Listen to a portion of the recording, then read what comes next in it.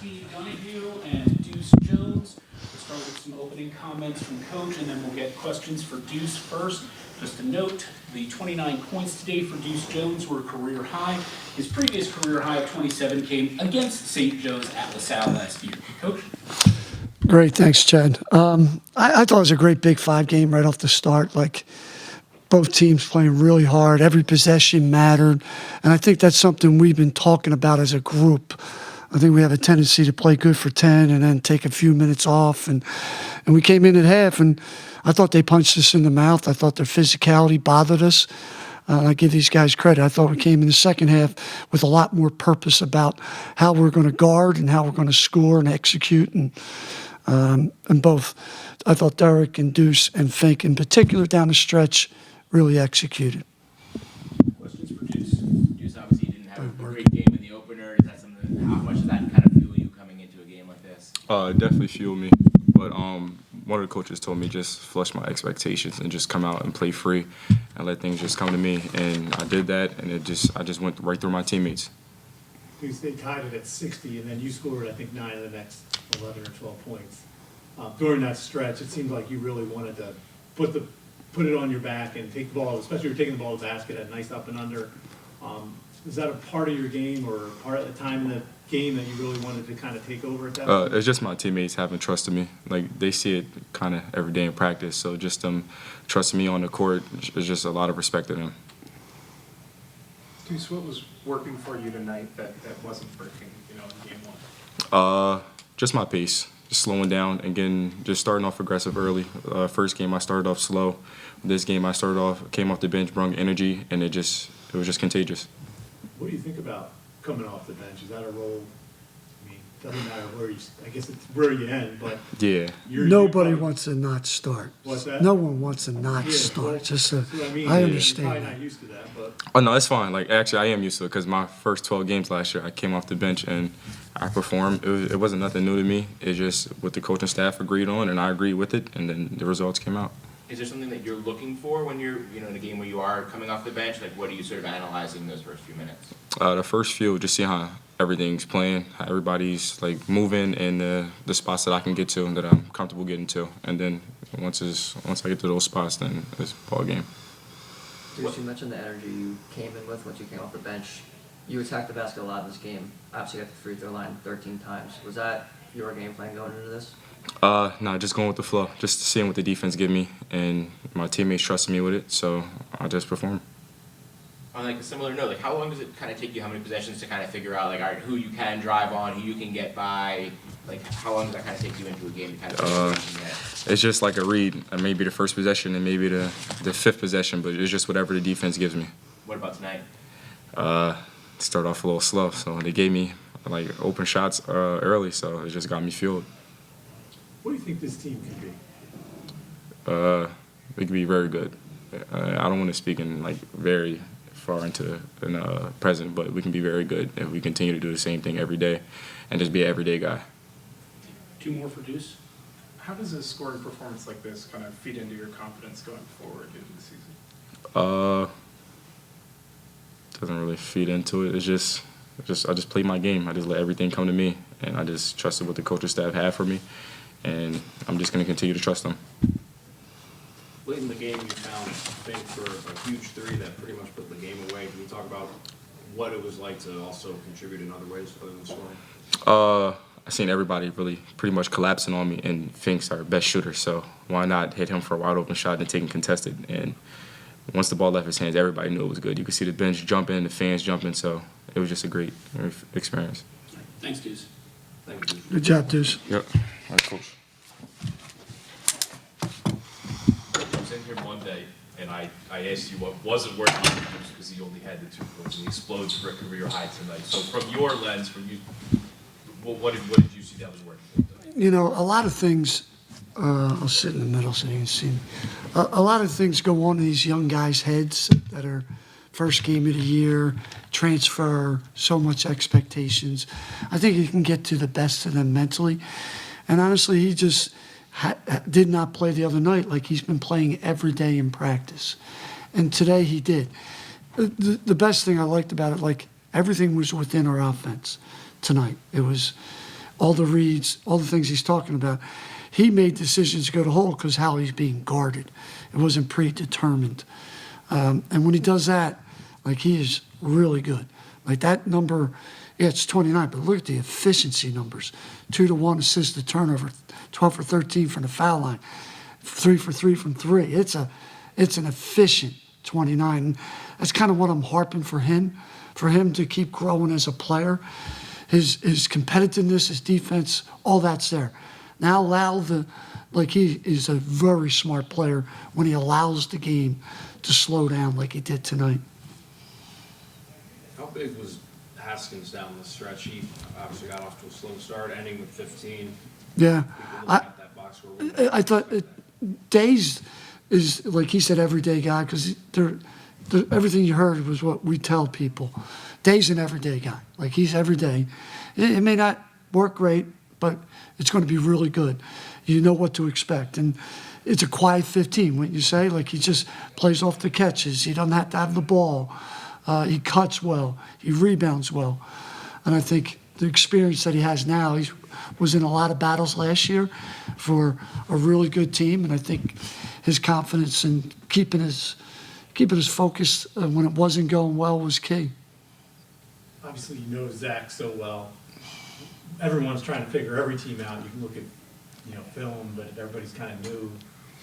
What, from a coach's perspective, what can you tell us about Drexel? What are some things that impressed you about them tonight? What are some things that might cause CAA teams problems? Yeah. Some things that they might need to work on? Yeah, I think he's done an amazing job. You look at the last few years and the amount of kids he's lost to high majors in the NBA now, to do that at Drexel. And now he had to add pieces for 3 kids who went to high majors. I thought their physicality is great.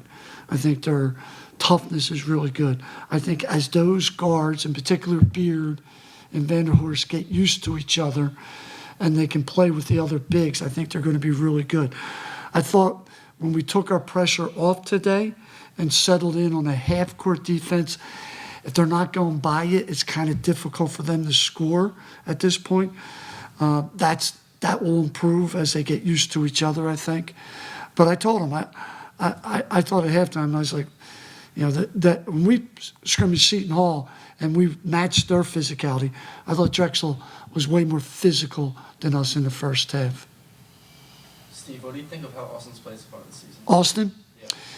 Another everyday guy. I know what to expect. He's young. I think he's a terrific all-around player. I think you'll have moments where he really scores this year, but no matter what, he's a really big piece to what we do. He's tied defensively. He makes good decisions on offense. He rebounds with 2 hands. He just has an incredible future ahead of him.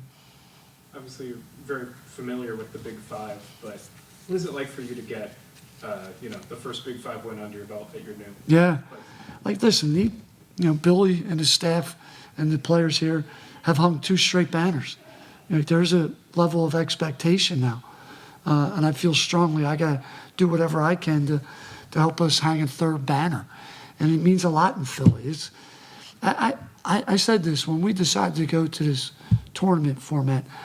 I got more people asking about the Big Five these last 2 years than 10 years combined.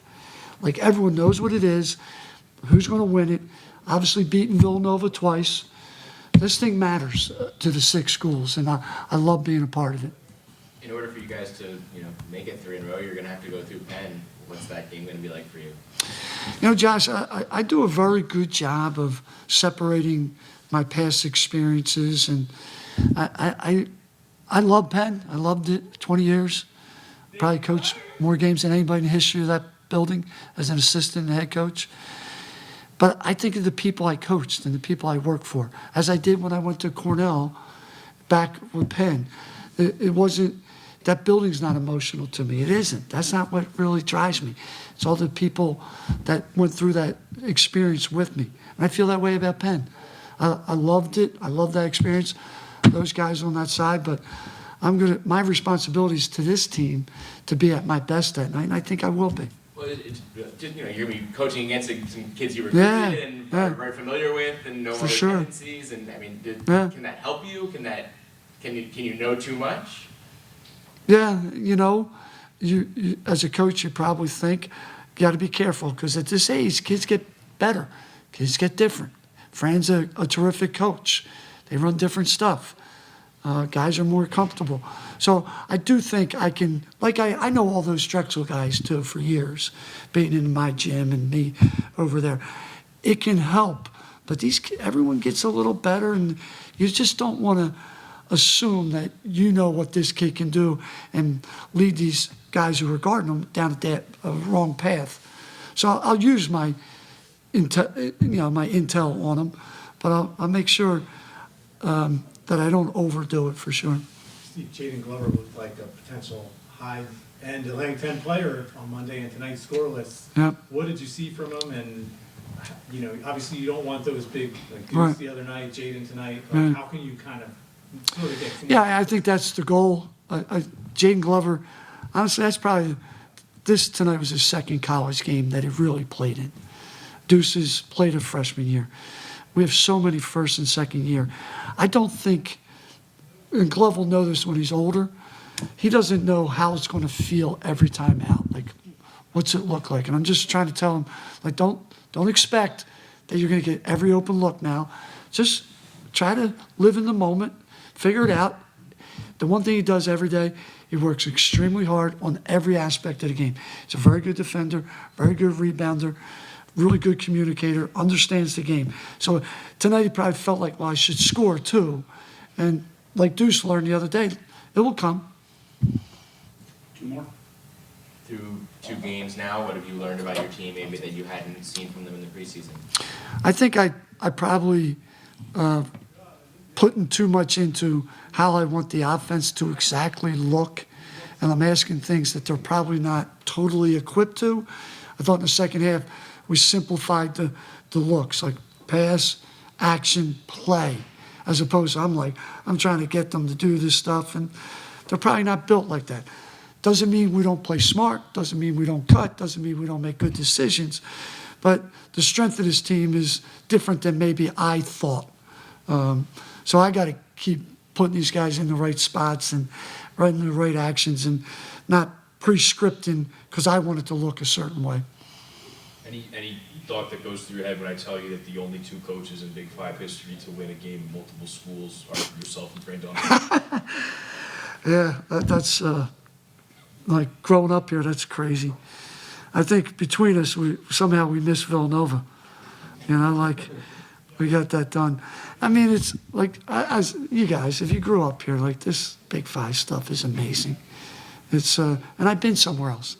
I tried to do this in Boston. We had a triple header at the Garden, and I was all behind it. There was 1,100 people in the building, and no one knew it. Like, no one cared. I think, yes, it's different than it was in the 60s, 70s, 80s, but it's still a real fabric of our sports here. I went to a Hall of Fame, Philly Hall of Fame the other night, and like Dick Girardi's getting in the Big 5 in the Hall of Fame because he covered the Big 5, and people know Dick Girardi and the passion that he wrote with, and we have something special here, and it just doesn't happen anywhere else. All right, thanks, guys. Thanks, guys.